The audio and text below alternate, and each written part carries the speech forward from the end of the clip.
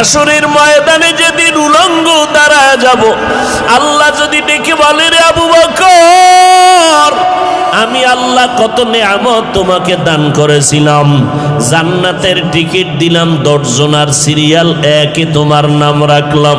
ও আবু বকর, নবীজির তোমার নবীর বিপদকালে তোমারে বন্ধু বানায় দিলাম, হিজরতের সাথী বানাইয়া এত নেয়ামত তোমারে দিলাম, আমার দরবারে সেই বিনিময় কি নিয়ে আসছো? আমি যদি আমল নামা পেশ করি, ও আল্লাহ নামাজ পড়লাম, রোজা রাখলাম, কোরআন তালাওয়াত করেছি, তাহাজ্জুদ নামাজ পড়েছি, আল্লাহ যদি বলে আবু বকর তোমার আমল আমার কাছে পছন্দ হয় নাই, যেইভাবে নামাজ পড়লে আমি খুশি হব সেইভাবে নামাজ পড়তে পারো নাই, যেইভাবে তেলাওয়াত করলে আমি খুশি হব ওইভাবে তেলাওয়াত করতে পারো নাই, আমার কাছে আমল পছন্দ হয় নাই, সাথে সাথে আল্লাহর ওয়াদার হয়ে যাবে, এর জাহান্নামের ফেরেশতারা আবু বকরের হাতে হ্যান্ডকাপ লাগায় দাও, জাহান্নামের দিকে নিয়ে যাও। এর যুবক, ও পর্দার আড়ালের মা বোনেরা, ও বৃদ্ধ বাবাজি, জান্নাতের টিকিট পাইয়া যদি আবু বকর সারা রাত কাঁদতে পারে, আমলের তাদের অভাব নাই, এলেমের অভাব নাই, ইখলাসের অভাব নাই, তাহাজ্জুদের মধ্যে ঝামেলা নাই, সংসারের হক আদায় করতে তাদের দুর্বলতা নাই, জিহাদের ময়দানে দুর্বলতা নাই, জান্নাতের টিকিট পাইয়াও যদি তাদের অবস্থা এমন হয়, ও বান্দা একটু চোখ দুইটা বন্ধ করে নিজের জীবনের দিকে তাকাও। আজকে জীবনের দিকে তাকাইয়া দেখি এই ময়দানে আমার মতো গুনাহগার কেউ নাই। আজকে বক্তা হইয়া চেয়ারে বসছি, অথচ আমার গুনার কারণে দেখি আমার হাত না পাক, আমার ঠোঁট গুনার কারণে না পাক, আমার চোখ দুইটা গুনার কারণে না পাক, আমার অন্তরটা গুনার কারণে না পাক। আমার মতো গুনাহগার এই ময়দানে কেউ নাই। এরে যুবক, একটু চিন্তা করো, কই ছিলা, কই আছো? এক সময় তুমি আব্বু কয়া ডাকতে পারো নাই। আল্লাহ তোমার জবানে কথা বলার শক্তি দান করেছেন। তোমার মতো বয়সের কত যুবক দেখো, তোমার দুইটা চক্ষু দিয়া সারা রাত মোবাইল চালাও, গুনাহ করো। তোমার মতো কত বান্দা আছে দুই চোখের পাওয়ার নাই, অন্ধ বানাইয়া আল্লাহ পাঠাইছেন, রাস্তায় রাস্তায় ভিক্ষা করে। আমার আল্লাহ যদি তোমারে ঘুমের মধ্যে অন্ধ বানাইয়া দিতেন, বলো তুমি মোবাইলে গান বাজনা কেমনে দেখতা? আল্লাহ তোমারে সুন্দর চেহারা দান করেছেন, আল্লাহর দেওয়া নেয়ামত খাইতেছো, আল্লাহর দেওয়া পানি ভোগ করতেছো, আল্লাহর দেওয়া বাতাস, আল্লাহর দেওয়া জমিনের ফসল গাছের ফল খাইতেছো। তোমারে যদি কেউ 5,000 টাকা দেয়, তুমি তার গুণগান গাও। তোমারে যদি একটা রিক্সা কিনিয়া দেয়, তুমি তার গুণগান গাও। তোমারে যদি একটা দোকান উঠাইয়া দেয় কেউ ব্যবসার জন্য, তুমি তারে জীবনে ভুলো না, তোমার চেয়ার ছাইরা তারে বসার জন্য আগায় দাও। আমার মাওলায় তোমারে দুইটা হাত দিছেন, বলো আল্লাহরে কে দিয়েছো? আমার মাওলায় তোমারে দুটো সুন্দর চক্ষু দান করেছেন, বলো এর বিনিময় আল্লাহকে কে দিয়েছো? আমার আল্লাহ তোমারে সুন্দর হায়াত দিয়েছেন, বলো আমার মালিকের কি দিয়েছো? আমার আল্লাহ তোমার জবানে কথা বলার শক্তি দান করেছেন, বিনিময় আল্লাহকে কি দিয়েছো? আল্লাহ দুটো হাত ভালো রাখছেন, বলো বিনিময় আল্লাহকে কি দিয়েছো? আল্লাহ তোমার আমার প্রয়োজনে সূর্যের আলো দিয়েছেন, বলো বিনিময় আল্লাহকে কি দিয়েছো? রাতের বেলা চাঁদের আলো দিয়েছেন, বলো আল্লাহকে কি দিয়েছো? আমার আল্লাহ জমিনের ফসল তোমার আমার জন্য কত সুন্দর করে দিয়েছেন, ভোগ করার জন্য তুমি আল্লাহকে কি দিয়েছো? আল্লাহ তো তোমার বাড়ি চায় না, টাকা চায় না, পয়সা চায় না। আল্লাহ তো বলে নাই ব্যবসা বাণিজ্য লেখাপড়া চাকরি বন্ধ করে সারা রাত সেজদায় পড়ে থাক, আল্লাহ তো এটা চায় না। আল্লাহ বলে বান্দা ব্যবসা কর, লেখাপড়া কর, চাকরি কর, সময় মতো সেজদা দে, 5 বেলার নামাজ পড়, মা বাবার দোয়া নিয়ে চল, ওলামায়ে কেরামের পরামর্শ নিয়ে চলো, নবীজির আদর্শ মানিয়ে চলো। নবীর আদর্শের কারণে আজকে এত সম্মান। সারা দুনিয়াবাসী আজকে ইসলামের দুশ্মনী করে, বেঈমানেরা মাদ্রাসার বিরোধিতা করে, কোরআনের বিরোধিতা করে। ও যুবকেরা, আমরা যারা টুপিওয়ালা দাড়িওয়ালা নামাজ পড়ি, পর্দা করি, হালাল খাই, বলো আমাদের স্বাধীনতা কোথায় নষ্ট হয়ে গেল? আমাদের খানাও বন্ধ হয় নাই, আমাদের চলাফেরার স্বাধীনতাও নষ্ট হয় নাই। আমাদের মতো দাড়িওয়ালা নামাজি ব্যবসা করে, অভাব নাই, চাকরি করে, অভাব নাই। তুমি কেন বলো নবীর তরিকা মানলে স্বাধীনতা চলবে না? বরং আমি চ্যালেঞ্জ করে বলবো, আমরা যারা নবীর তরিকা মানিয়ে চলি, আমাদের মতো সম্মানে জমিনে বর্তমানে কেউ নাই। আমরা যারা নবীর আদর্শ মানিয়ে চলি, আমাদের মতো শান্তিতে জমিনের মধ্যে কেউ নাই। তোমারে কোন শয়তানে ধোকায় ফেলে দিল, আজকে তুমি টুপি মাথায় দিতে চাও না? অথচ তুমি মুসলমান, আমিও মুসলমান। তুমি যে আল্লাহ মানো, আমিও সে আল্লাহ মানি। তোমার নবী আমার নবী এক, তোমার কোরআন আমার কোরআন এক। আমি টুপি মাথায় না দিলে লজ্জা পাই, আর তুমি টুপি মাথায় দিতে লজ্জা পাও। আমি দাড়ি কাটলে লজ্জা পাই, আর তুমি দাড়ি রাখতে লজ্জা পাও। আমি লম্বা পোশাকটা না পরলে লজ্জা পাই, তুমি লম্বা পোশাক পরতে লজ্জা পাও। আমি বেপর্দায় চলতে লজ্জা পাই, আর তুমি পর্দা করতে লজ্জা পাও। যেগুলো বেঈমানের চরিত্র ছিল, সেগুলো তুমি মুসলমানের মধ্যে ঢুকাইলা কেন রে বাবা? মনে মনে কি ভাবতেছো কোরআন মিথ্যা? পারলে একটা প্রমাণ দাও, এখন দাড়ি কেটে ফেলবো, নামাজ রোজা বাদ দিয়ে দিব। তুমি কেন? বড় বড় মনীষী, বড় বড় পণ্ডিতেরাও তো ভুল বের করতে পারে নাই। কিয়ামত পর্যন্ত কোরআনের ভুল বের করতে পারবে না। ওই কোরআন সত্য, ওই কোরআনে গুনাহ নিয়ে যারা কবরে যাবে তাদের জাহান্নামে ভুগতে হবে, তাও সত্য। নেক আমলওয়ালারা জান্নাত পাবে, কোরআনের ঘোষণা, তাও সত্য। জান্নাত এমন আরামের ঘর, আল্লাহ কোরআনে বয়ান করেছেন।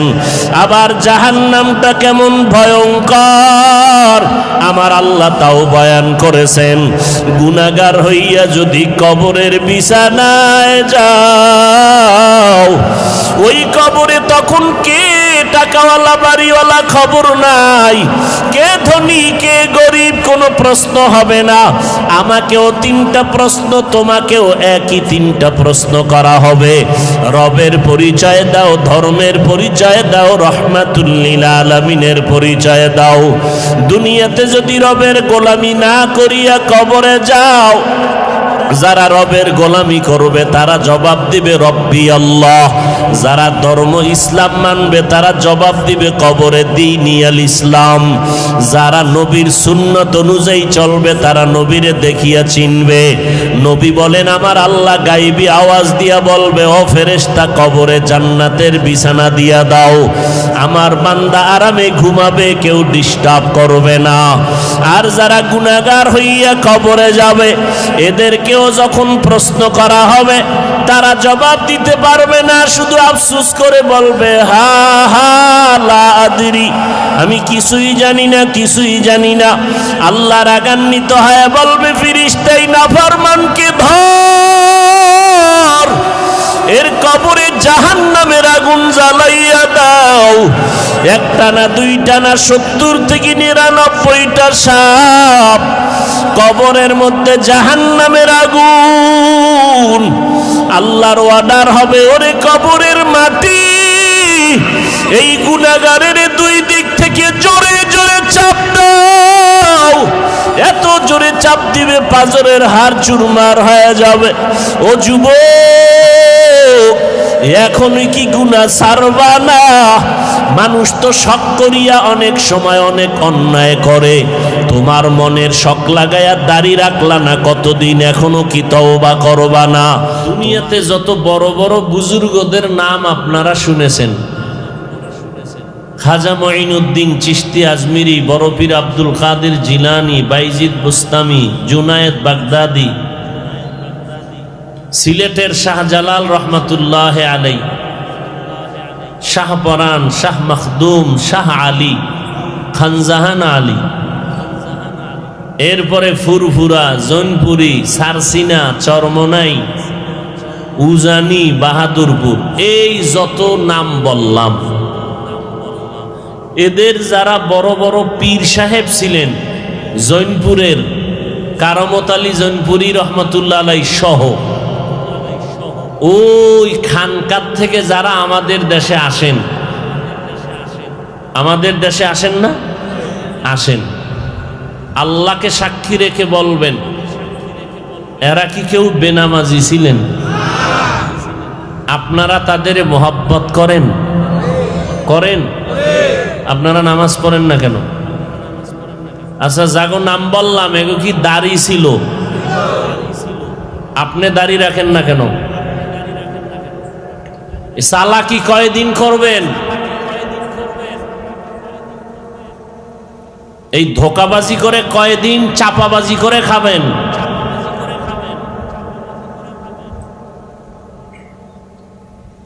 আপনি জৈনপুরের খুব মোহব্বত করেন, কিন্তু জৈনপুর হুজুরে নামাজের কথা কয় না, নামাজ পড়েন না, আপনি বেয়াদব। সারসিনার হুজুর, চরমনার হুজুর, বাহাদুরপুরের হুজুরেরা, যত আল্লাহ আলাদের নাম কইলাম, এরা রোজার কথা কয় না। আমার জানা মতে জৈনপুরের হুজুরেরা যারা আসেন ইন্ডিয়ার থেকে, এরা তো লোকালয় বেরও বেশি হয় না, গোসল করে তাও ভিতরে পর্দা লাগাইয়া। আপনারা যারা ভক্ত দাবি করেন, আপনারা গান শুনেন কেন? দাড়ি কাটেন কেন? সুদের টাকায় ব্যবসা করেন কেন? কি চালাক বাঙালি, মাস্তান মাস্তান ভাব। এই মাস্তানি তো দুনিয়ায় চলবে না, কবরের ভিড়া তো আছেই। যারা নামাজ পড়ে না, যারা দাড়ি রাখে না, যারা পর্দা করে না, যারা সুদ খায়, এই যত আল্লাহওয়ালাদের নাম বললাম, এরা সবাই তাদের দুশ্মন। এরা জৈনপুরের দুশ্মন, এরা ফুরফুরার দুশ্মন, এরা খাজা মঈনুদ্দিনের দুশ্মন, এরা বড় পীর সাহেবের দুশ্মন, এরা সমস্ত আহলে হক পীর মাশায়েখের দুশ্মন। এক নাম্বার ভক্ত আমরা, আমরা টুপিওয়ালা, দাড়িওয়ালা, পর্দাওয়ালারা। তবে আমরা চাপাবাজি করি না, চাপাবাজির অভ্যাস নাই। গাছ তোমার নাম কি? কথা কয় না। গাছ তোমার নাম কি? খাজা মঈনুদ্দিনের জন্য কি পাগল গাঞ্জা খায় বয়ে বয়ে? খাজা মঈনুদ্দিন কোনদিন গাঞ্জা খেয়েছেন? খাজা মঈনুদ্দিনের ইতিহাস যদি বলি রাত কেটে যাবে। কত বড় আল্লাহওয়ালা ছিলেন।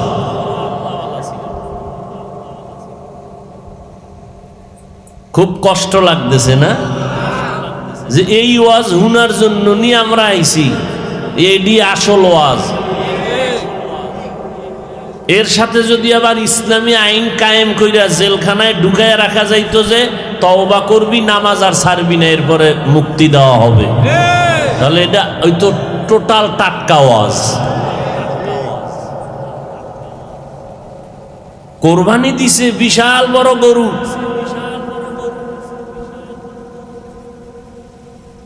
অথচ 5 ওয়াক্ত নামাজ পড়ে নাই।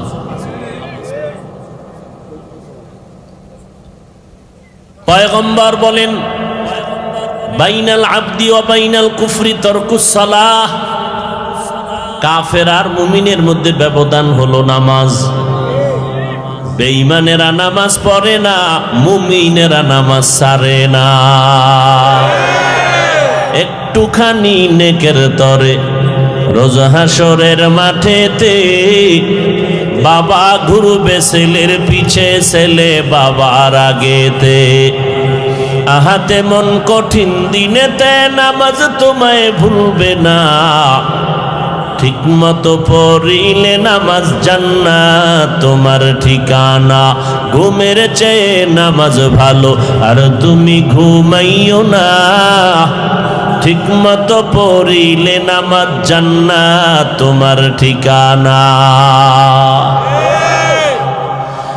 কি বুঝলেন? আমি জৈনপুরি, ফুরফুরা, সারসিনা এইরকম যত পীর মাশায়েখ এদের বিরুদ্ধে কথা বলছি না।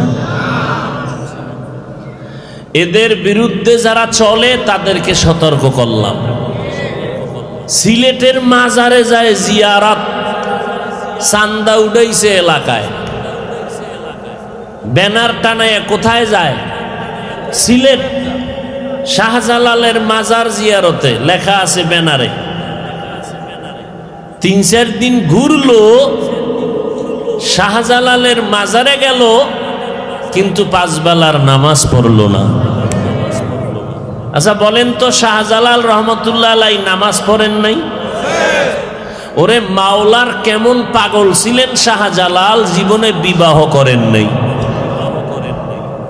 আর আপনি আর একজনের বউ লগে লইয়া যাইতেছেন জিয়ারতে। আমি মিছা বলতেছি? এ বেগানা লইয়া যায় না? মহিলারাও কইছে আমরা যামু, কার বউ কার শালি খবর নাই, চলো।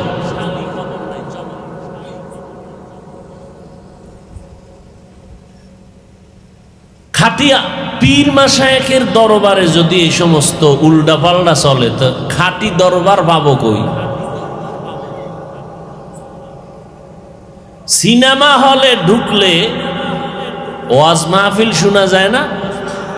কথা বলেন না কেন?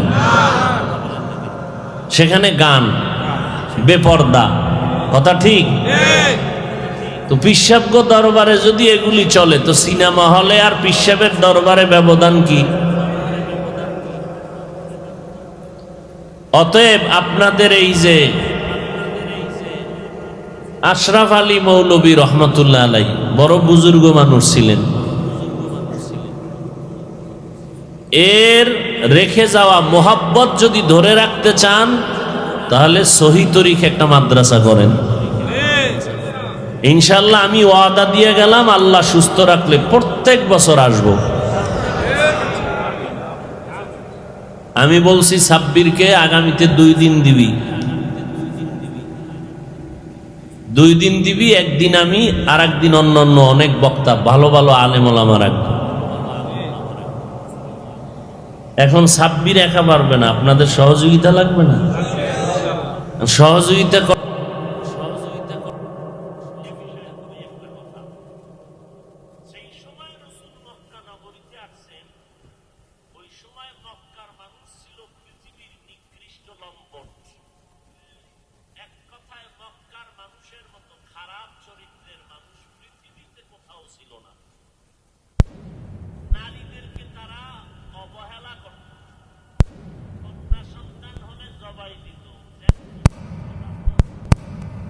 নারীদেরকে পছন্দই করত না, আবার অবাধে রাস্তাঘাটে চলতো, বিয়া শাদী নাই, যখন যাক যেখানে সেখানে মনে চায় যৌবনের আদান প্রদান করত।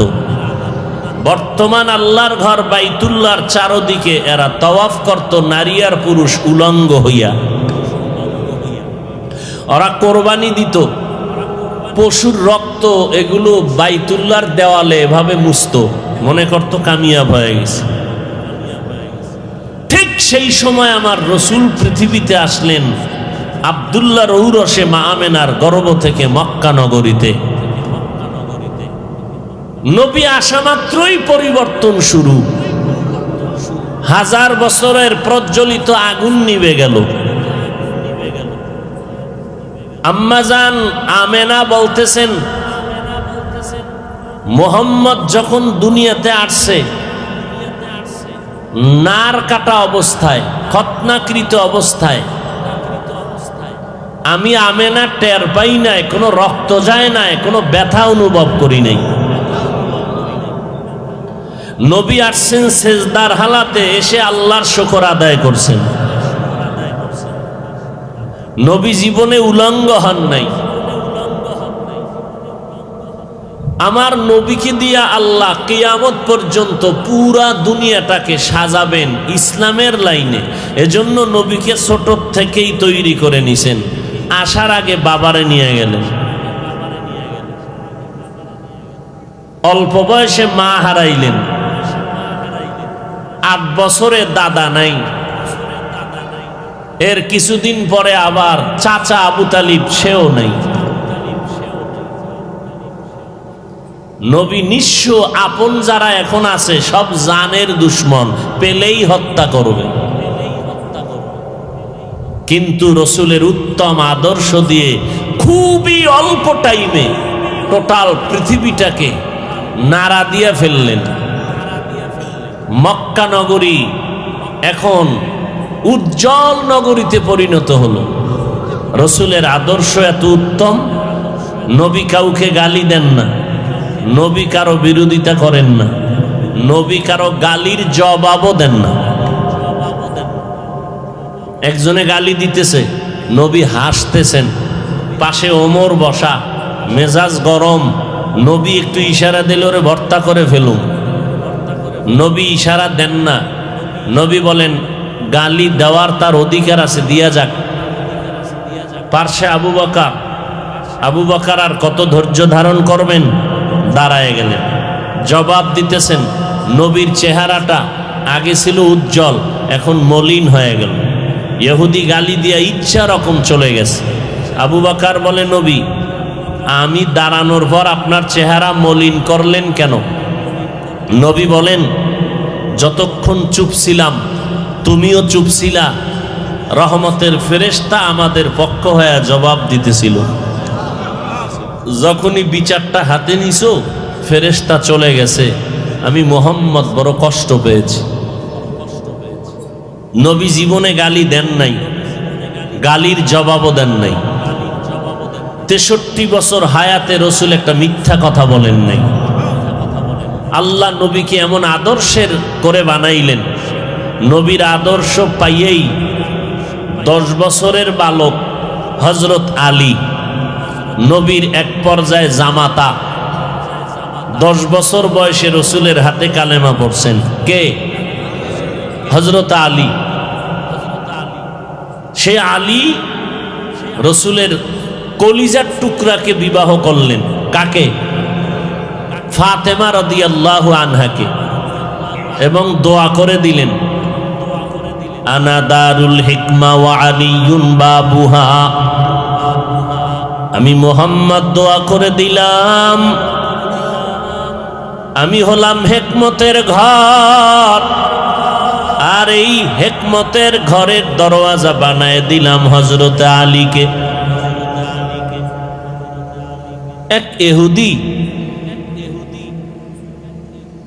একজন ইহুদি একবার ওমরে ফারুকের কাছে এসে জিজ্ঞাসা করে, তোমাদের মুহাম্মদের আদর্শটা কেমন? শুনি নাকি খুব ভালো আদর্শের। ওমর বলে, আমি তো 27 বছরের সময় কালেমা পড়ছি, তখন 39 জন মুসলমান মুহাম্মদের হাতে, আমি 40 নাম্বার, আমি ভালো কইতে পারুম না। তো কে বলতে পারবে? আলীর কাছে যাও। হযরত আলী 10 বছরেই কালেমা পড়ছে।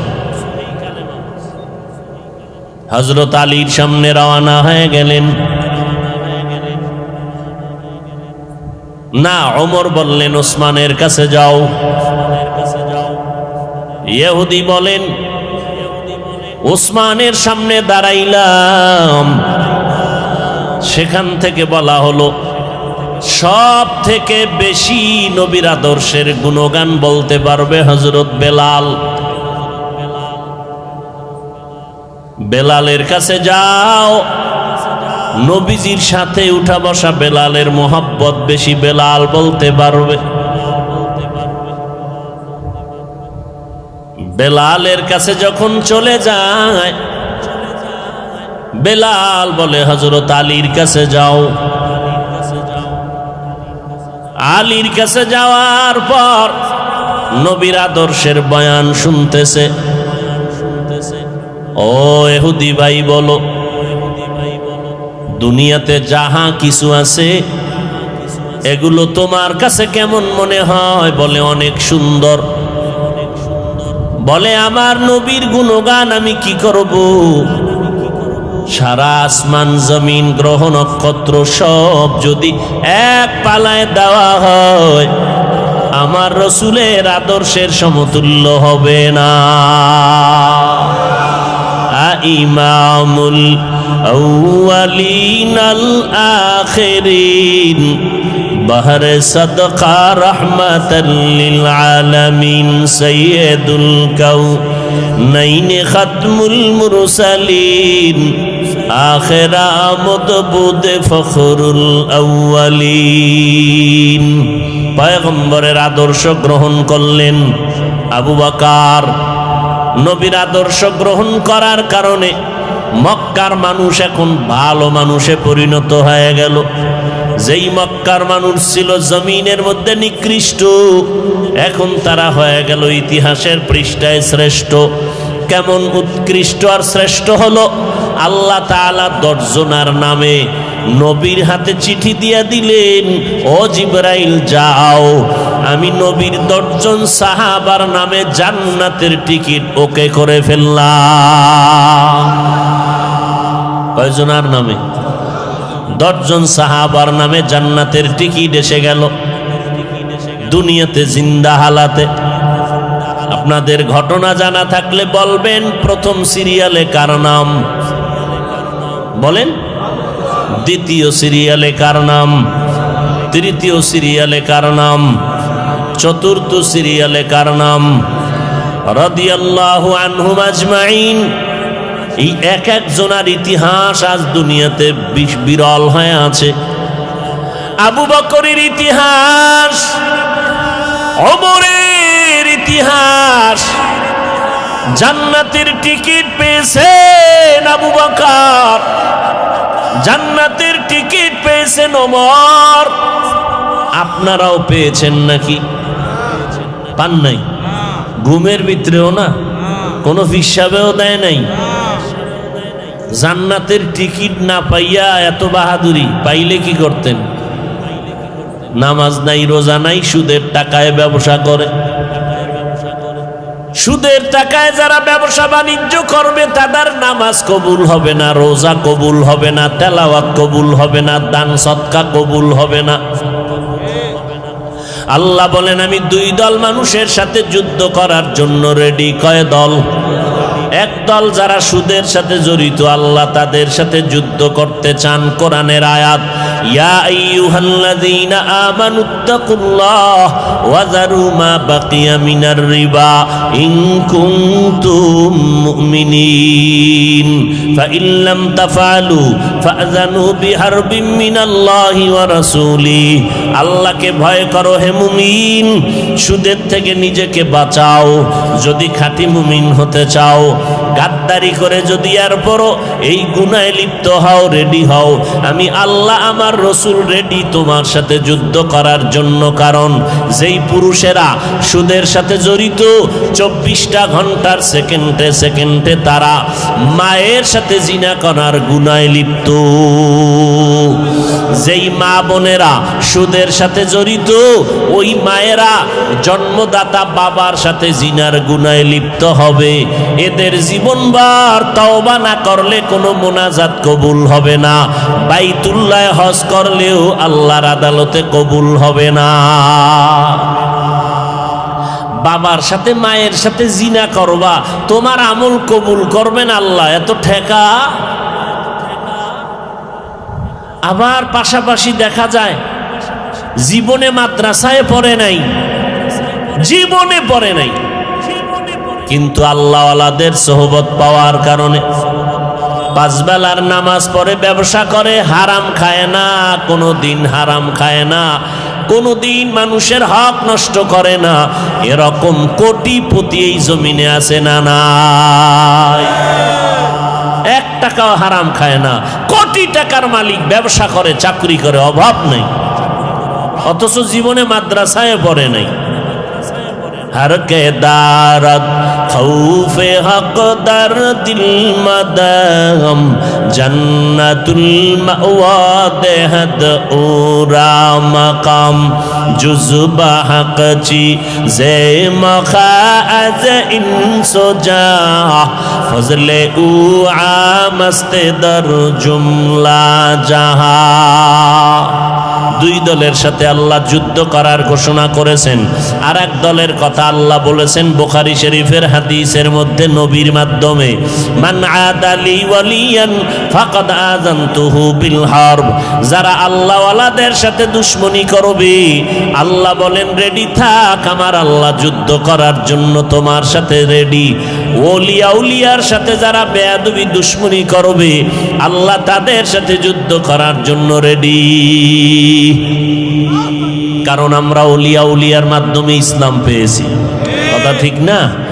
আমাদের মাথায় টুপি দাড়ি, আমরা নামাজ পড়ি, পর্দা করি, হালাল খাই, 2 ফোঁটা চোখের পানি আছে, এখন হালাল খাই, সন্তানগুলো দিনের পথে চলে, আমরা হালালভাবে ব্যবসা বাণিজ্য করি। এর পেছনে অবদান ওলামায়ে কেরাম, ওলিয়া উলিয়া।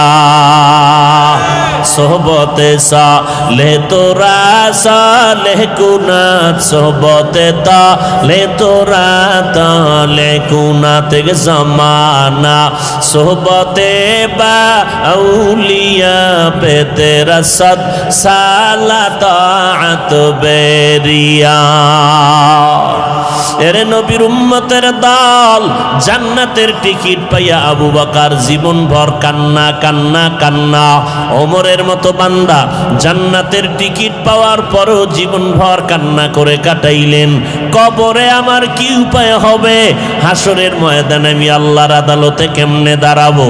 আপনাদেরকে যদি এখন থানার ওসি সাহেব ফোন দিয়া কয় তুমি কালকে 10টার সময় থানায় হাজির হও, তোমার বিরুদ্ধে রিপোর্ট আছে, আজকে রাতের ঘুম নষ্ট হয়ে যাবে, কথা ঠিক নেই?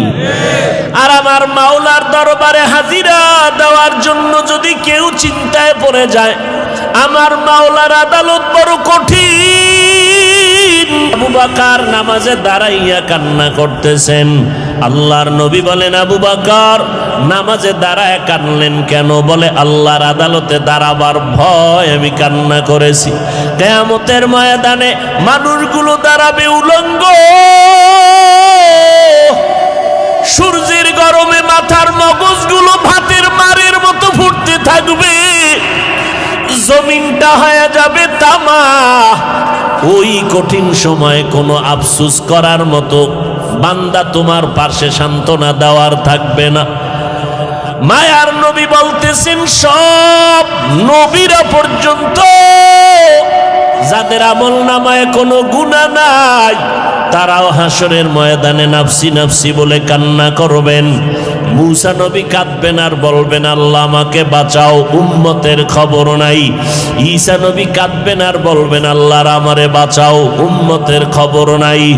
ইব্রাহিম নবী কাঁদবেন আর বলবেন আল্লাহ আমারে বাঁচাও, উম্মতের কথা কারো অন্তরে থাকবে না। আম্মা জান আয়েশা রাদিয়াল্লাহু আনহা বলেন, ও নবী ওই সময় আপনি রহমাতুল লিল আলামিন কি করবেন? মায়ার নবী বলেন, ওই সময় আমি মুহাম্মদ মাকামে মাহমুদের মধ্যে সিজদায় পড়ে কান্না করব আর বলবো আল্লাহ আমাকে বাঁচানোর কথা একবারও আমি বলবো না, আমি বারবার আল্লাহকে বলবো আল্লাহ আমার উম্মতের বাঁচাও, আমার উম্মত গুলোকে বাঁচাও। আবু বকর নামাজে দাঁড়ায় কান্দে আর বলে, নবী হাসরের ময়দানে যেদিন উলঙ্গ দাঁড়ায় যাব, আল্লাহ যদি ডেকে বলে রে আবু বকর আমি আল্লাহ কত নেয়ামত তোমাকে দান করেছিলাম, জান্নাতের টিকিট দিলাম 10 জনার সিরিয়াল 1-এ তোমার নাম রাখলাম। ও আবু বকর, নবীজির তোমার নবীর বিপদকালে তোমারে বন্ধু বানায় দিলাম, হিজরতের সাথী বানাইয়া এত নেয়ামত তোমারে দিলাম, আমার দরবারে সেই বিনিময় কি নিয়ে আসছো? আমি যদি আমল নামা পেশ করি, ও আল্লাহ নামাজ পড়লাম, রোজা রাখলাম, কোরআন তেলাওয়াত করেছি, তাহাজ্জুদ নামাজ পড়েছি, আল্লাহ যদি বলে আবু বকর তোমার আমল আমার কাছে পছন্দ হয় নাই, যেইভাবে নামাজ পড়লে আমি খুশি হব সেইভাবে নামাজ পড়তে পারো নাই, যেইভাবে তেলাওয়াত করলে আমি খুশি হব ওইভাবে তেলাওয়াত করতে পারো নাই, আমার কাছে আমল পছন্দ হয় নাই, সাথে সাথে আল্লাহর অর্ডার হয়ে যাবে, এর জাহান্নামের ফেরেশতা তার আবু বকরের হাতে হ্যান্ডকাপ লাগায় দাও, জাহান্নামের দিকে নিয়ে যাও। এর যুবক, ও পর্দার আড়ালের মা বোনেরা, ও বৃদ্ধ বাবাজি, জান্নাতের টিকিট পাইয়া যদি আবু বকর সারা রাত কাঁদতে পারে, আমলের তাদের অভাব নাই, এলেমের অভাব নাই, ইখলাসের অভাব নাই, তাহাজ্জুদের মধ্যে ঝামেলা নাই, সংসারের হক আদায় করতে তাদের দুর্বলতা নাই, জিহাদের ময়দানে দুর্বলতা নাই। জান্নাতের টিকিট পাইয়াও যদি তাদের অবস্থা এমন হয়, ও বান্দা একটু চোখ দুইটা বন্ধ করে নিজের জীবনের দিকে তাকাও। আজকে জীবনের দিকে তাকাইয়া দেখি এই ময়দানে আমার মতো গুনাহগার কেউ নাই। আজকে বক্তা হইয়া চেয়ারে বসছি, অথচ আমার গুনার কারণে দেখি আমার হাত না পাক, আমার ঠোঁট গুনার কারণে না পাক, আমার চোখ দুইটা গুনার কারণে না পাক, আমার অন্তরটা গুনার কারণে না পাক। আমার মতো গুনাহগার এই ময়দানে কেউ নাই। এরে যুবক, একটু চিন্তা করো, কই ছিলা, কই আছো? এক সময় তুমি আব্বু কয়া ডাকতে পারো নাই। আল্লাহ তোমার জবানে কথা বলার শক্তি দান করেছেন। তোমার মতো বয়সের কত যুবক দেখো, তোমার দুইটা চক্ষু দিয়া রাত সারা রাত মোবাইল চালাও, গুনাহ করো। তোমার মতো কত বান্দা আছে দুই চোখের পাওয়ার নাই, অন্ধ বানাইয়া আল্লাহ পাঠাইছেন, রাস্তায় রাস্তায় ভিক্ষা করে। আমার আল্লাহ যদি তোমারে ঘুমের মধ্যে অন্ধ বানাইয়া দিতেন, বলো তুমি মোবাইলে গান বাজনা কেমনে দেখতা? আল্লাহ তোমারে সুন্দর চেহারা দান করেছেন, আল্লাহর দেওয়া নেয়ামত খাইতেছো, আল্লাহর দেওয়া পানি ভোগ করতেছো, আল্লাহর দেওয়া বাতাস, আল্লাহর দেওয়া জমিনের ফসল, গাছের ফল খাইতেছো। তোমারে যদি কেউ 5,000 টাকা দেয়, তুমি তার গুণগান গাও। তোমারে যদি একটা রিক্সা কিনিয়া দেয়, তুমি তার গুণগান গাও। তোমারে যদি একটা দোকান উঠাইয়া দেয় কেউ ব্যবসার জন্য, তুমি তারে জীবনে ভুলো না, তোমার চেয়ার ছাইরা তারে বসার জন্য আগায়া দাও। আমার মাওলায় তোমারে দুইটা হাত দিছেন, বলো আল্লাহরে কি দিয়েছো? আমার মাওলায় তোমারে দুটো সুন্দর চক্ষু দান করেছেন, বলো এর বিনিময়ে আল্লাহকে কি দিয়েছো? আমার আল্লাহ তোমারে সুন্দর হায়াত দিয়েছেন, বলো আমার মালিকের কি দিয়েছো? আমার আল্লাহ তোমার জবানে কথা বলার শক্তি দান করেছেন, বিনিময়ে আল্লাহকে কি দিয়েছো? আল্লাহ দুটো হাত ভালো রাখছেন, বলো বিনিময়ে আল্লাহকে কি দিয়েছো? আল্লাহ তোমার আমার প্রয়োজনে সূর্যের আলো দিয়েছেন, বলো বিনিময়ে আল্লাহকে কি দিয়েছো? রাতের বেলা চাঁদের আলো দিয়েছেন, বলো আল্লাহকে কি দিয়েছো? আমার আল্লাহ জমিনের ফসল তোমার আমার জন্য কত সুন্দর করে দিয়েছেন, ভোগ করার জন্য তুমি আল্লাহকে কি দিয়েছো? আল্লাহ তো তোমার বাড়ি চায় না, টাকা চায় না, পয়সা চায় না। আল্লাহ তো বলে নাই ব্যবসা বাণিজ্য, লেখাপড়া, চাকরি বন্ধ করে সারা রাত সেজদায় পড়ে থাক। আল্লাহ তো এটা চায় না। আল্লাহ বলে বান্দা ব্যবসা কর, লেখাপড়া কর, চাকরি কর, সময় মতো সেজদা দে, 5 বেলার নামাজ পড়, মা বাবার দোয়া নিয়ে চল, ওলামায়ে কেরামের পরামর্শ নিয়ে চলো, নবীজির আদর্শ মানিয়ে চলো। নবীর আদর্শের কারণে আজকে এত সম্মান। সারা দুনিয়াবাসী আজকে ইসলামের দুশ্মনী করে, বেঈমানেরা মাদ্রাসার বিরোধিতা করে, কোরআনের বিরোধিতা করে। ও যুবকেরা, আমরা যারা টুপিওয়ালা, দাড়িওয়ালা, নামাজ পড়ি, পর্দা করি, হালাল খাই, বলো আমাদের স্বাধীনতা কোথায় নষ্ট হয়ে গেল? আমাদের খানাও বন্ধ হয় নাই, আমাদের চলাফেরার স্বাধীনতাও নষ্ট হয় নাই। আমাদের মতো দাড়িওয়ালা নামাজি ব্যবসা করে, অভাব নাই, চাকরি করে, অভাব নাই। তুমি কেন বলো নবীর তরিকা মানলে স্বাধীনতা চলবে না?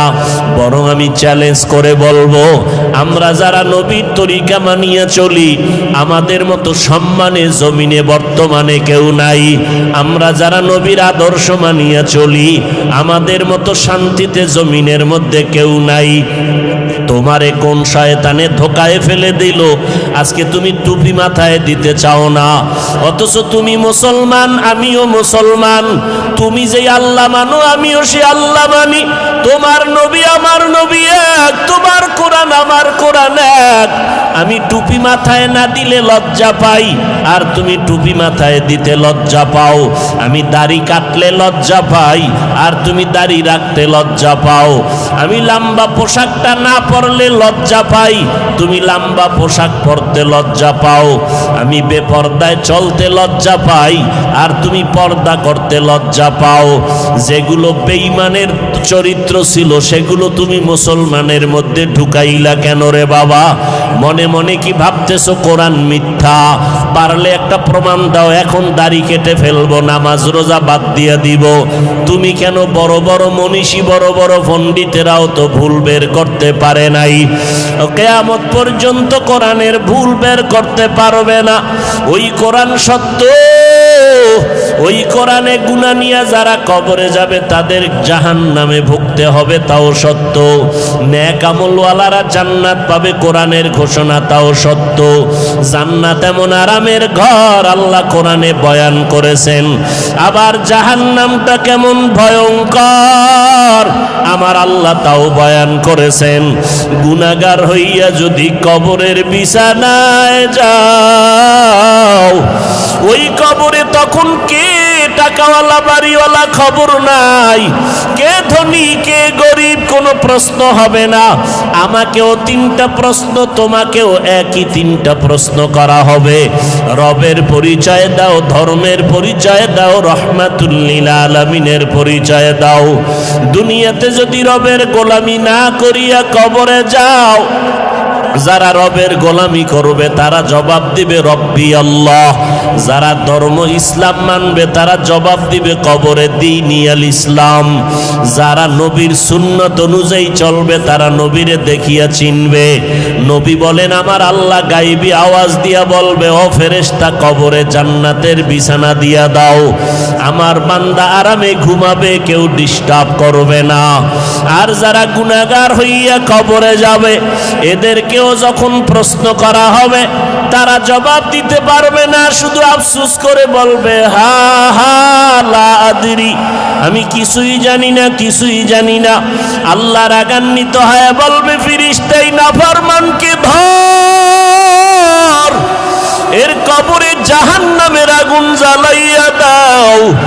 একটা না দুইটা না 70 থেকে 99টা সাপ কবরের মধ্যে জাহান্নামের আগুন।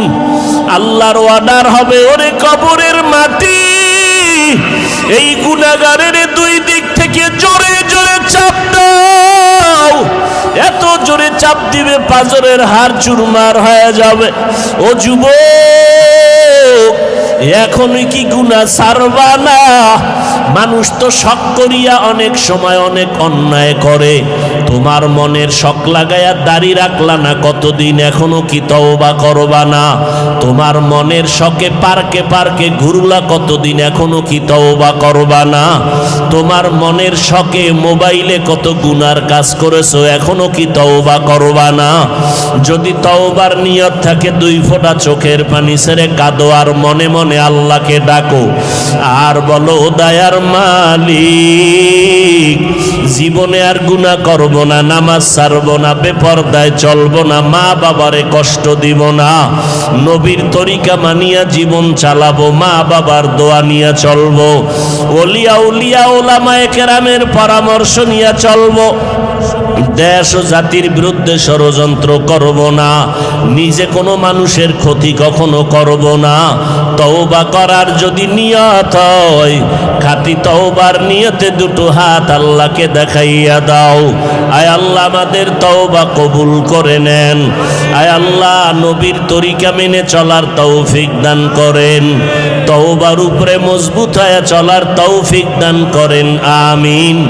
আলহামদুলিল্লাহি রাব্বিল আলামিন, ওয়াসসালাতু ওয়াসসালামু আলা সাইয়্যিদিল আমবিয়াই ওয়াল মুরসালিন ওয়া আলা আলিহি ওয়া আসহাবিহি আজমাইন। ইয়া আরহামার রাহিমিন, ইয়া আরহামার রাহিমিন, ইয়া আরহামার রাহিমিন রব্বিরহামহুমা কামা রব্বায়ানি সগীরা আল্লাহুম্মা ইন্নাকা আফুউন কারীম তুহিব্বুল আফওয়া ফাআফু আন্না। ও দয়ার মালিক, আমরা গুনার বোঝা নিয়ে আপনার দরওয়াজায় হাত তুলেছি। কত উলামায়ে কেরাম, কত মুরব্বী, কত হাজী সাহেব, কত ব্যবসায়ী, কত চাকরিজীবী, কত যুবক, কত ছাত্র ভাই, পর্দার আড়ালে কত মা বোনেরা হাত তুলেছেন। মেহেরবানি করে সবার জীবনের সমস্ত গুনাহগুলো মাফ করে দেন আল্লাহ। আয় আল্লাহ, আয়োজনকারী, সহযোগিতাকারী এলাকাবাসীকে কবুল করে নেন। আলোচনার ভুল ত্রুটি ক্ষমা করে দেন। আয় আল্লাহ, সারা দুনিয়াবাসীকে মাফ করে দেন। বাংলাদেশ শান্তির দেশ বানায় দেন। আয় আল্লাহ, প্রশাসনিকভাবে যারা কাজ করে দিনের খাদেম বানাইয়া দেন। আয় আল্লাহ, জনপ্রতিনিধির দায়িত্বে যারা সবাইকে দিনদার বানায় দেন। আয় আল্লাহ, সমস্ত মাদ্রাসা মসজিদ কবুল করে নেন। অন্যান্য শিক্ষা প্রতিষ্ঠান নবীর আদর্শের আদলে কবুল করে নেন। ও দয়ার মালিক, পর্দার আড়ালের মা বোনদের আবেদা বানাইয়া দেন। সন্তানগুলো নেককার বানাইয়া দেন। আয় আল্লাহ, আমার কলিজার প্রত্যেকটা যুবকের দিনের খাদেম বানাইয়া দেন। 5 ওয়াক্ত নামাজি, কোরআন পড়নেওয়ালা বানাইয়া দেন। মোবাইলের গুনাহের থেকে হেফাজত করেন আল্লাহ। মোবাইলের গুনাহের থেকে হেফাজত করেন। মোবাইলের গুনাহের থেকে হেফাজত করেন। আয় আল্লাহ, অন্তর থেকে রিয়া, হাসাদ, কিবির দূর করে ইখলাস দান করেন। ইলম, হিলম, হিকমত, আমলে বরকত দান করেন। আয় আল্লাহ, চলার পথে ইজ্জতের সাথে হেফাজত করেন। সারা দুনিয়ায় ইজ্জতের সাথে খেদমতের জন্য কবুল করে নেন। নবীজির সুন্নাতওয়ালা জিন্দেগি আমাদের দান করেন। আয় আল্লাহ, নবীজির রওজা মোবারক বাইতুল্লাহ জিয়ারতের তৌফিক। আয় আল্লাহ, আমাদের সবার দিলের নেক আশা পূরণ করে দেন।